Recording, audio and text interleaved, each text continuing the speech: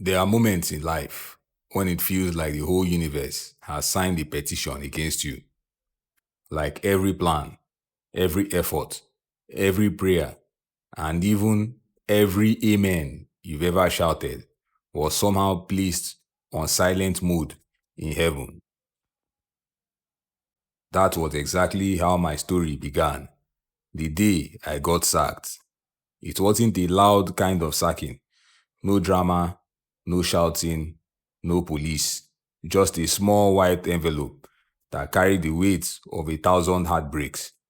Inside that envelope, a simple letter with 3 sentences ended 2 years of my hard work and countless nights of shouting, "Yes, sir," to men who didn't even know my real name. It said, "Dear Emmanuel, due to recent restructuring, your services are no longer required. We wish you success in your future endeavors." Future endeavors? I laughed that day. Future care.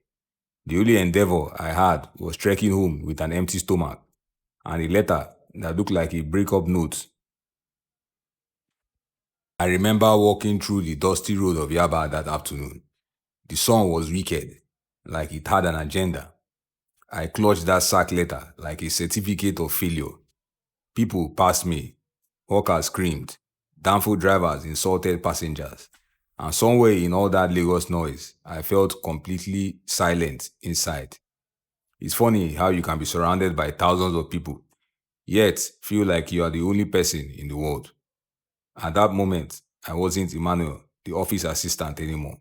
I was just another unemployed Nigerian statistic, number 28,342,000.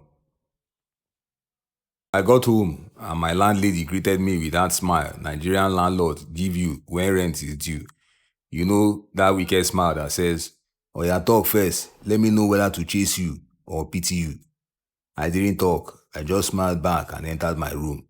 Or rather, my corner in the boys' quarters that leaked water like a broken sachet during rainy season. The bed was broken, the bulb was dead, and the only thing alive was my mosquito colony, buzzing like they were organizing a choir practice.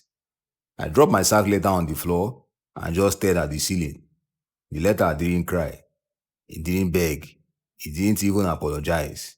It just lay there, white and calm, like it was proud of ruining my life. Days passed. I became friends with hunger.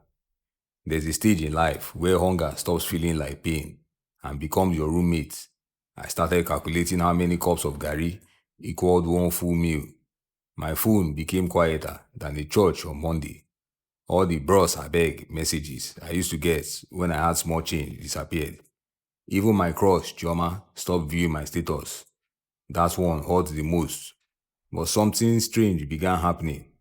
Every morning, I would look at that sack letter again, and instead of feeling anger, I started feeling something else: curiosity.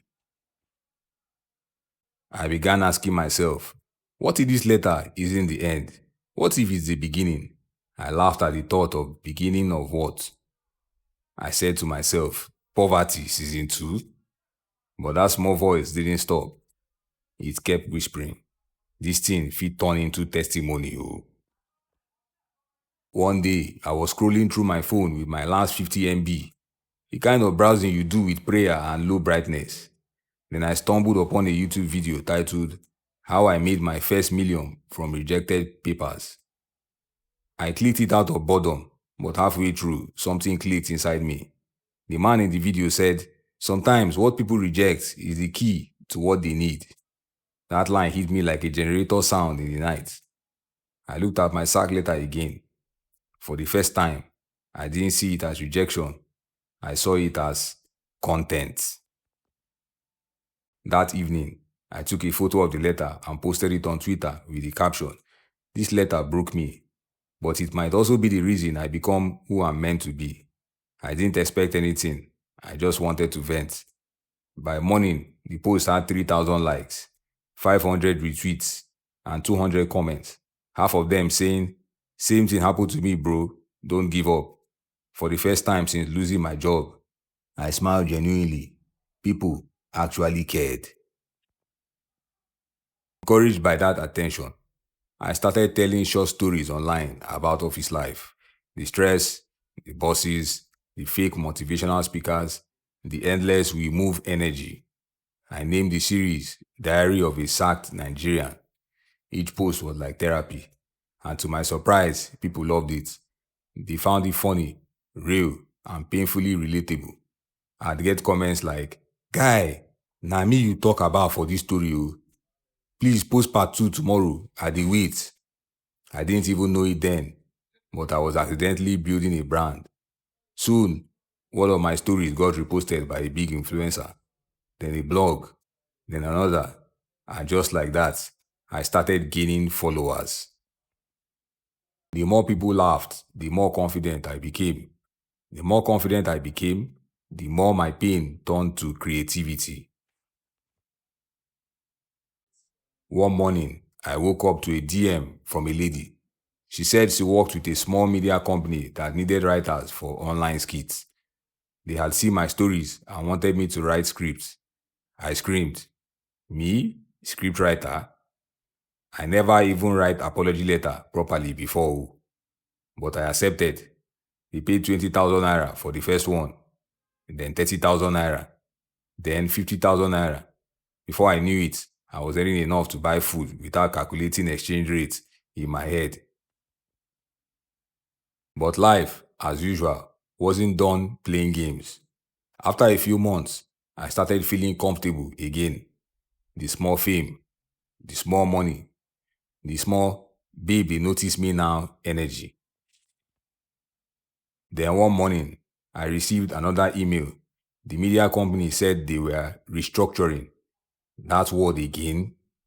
My heart jumped. For a moment, I thought they were sacking me too. But instead, the email said they wanted to make me their creative lead, full time.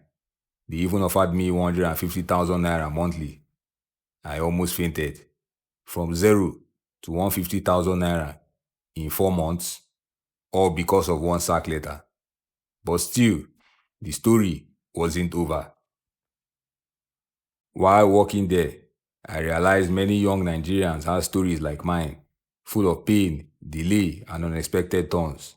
So I decided to start a YouTube channel using my own story style, real life narrations mixed with humor and lessons.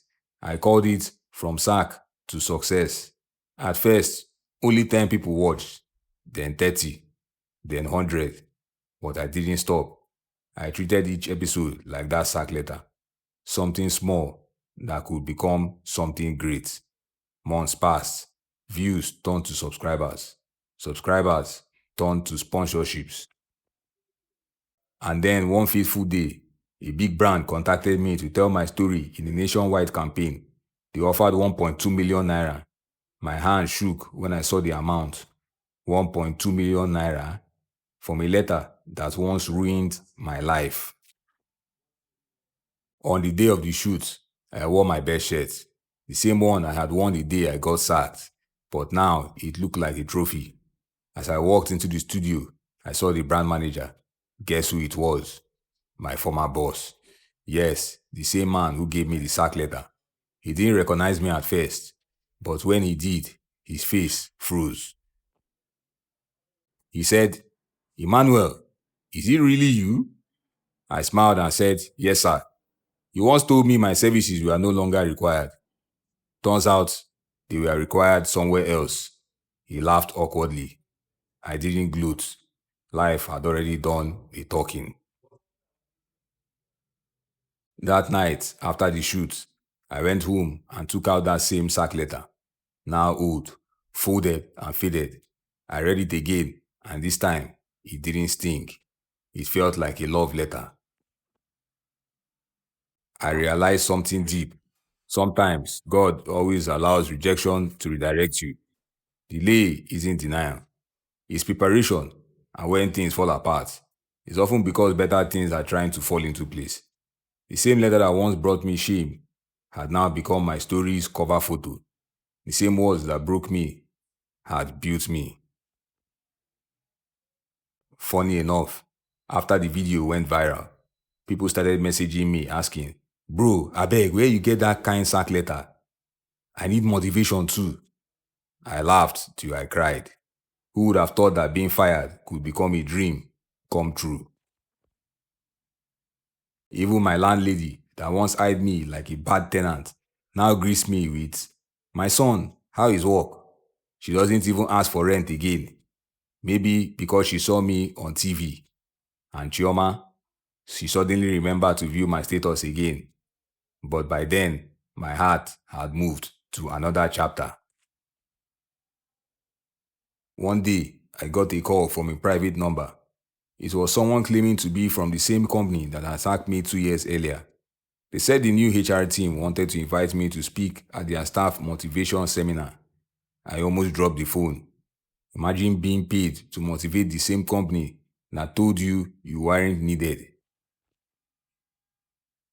When I arrived there, I saw new faces, young, eager, nervous. I looked around and said to them, "I once sat where you're sitting. I once feared losing this job, but losing it was the best thing that ever happened to me." The hall was silent, then applause, then tears. Even the new manager stood up and said, "Your story gave us hope." At that moment, I realized I didn't just make ₦1 million. I made 1 million people believe again. I framed the sack letter and hung it on my wall, not as a reminder of pain, but of process. Because sometimes your greatest losses are your loudest lessons, and every no from man can become a yes from God if you just keep moving. I don't hate that company. I don't even hate that day. I'm grateful for it. Because without that sack letter, I'd still be a quiet office assistant, dreaming small and thinking small. Now I'm a storyteller, turning pain into power, laughter, and lessons for others. So if life has just handed you your own sack letter, maybe it's not punishment, maybe it's a promotion in disguise. Because sometimes destiny doesn't knock, it fires you. And when it does, make sure you use that letter to write your first ₦1 million story.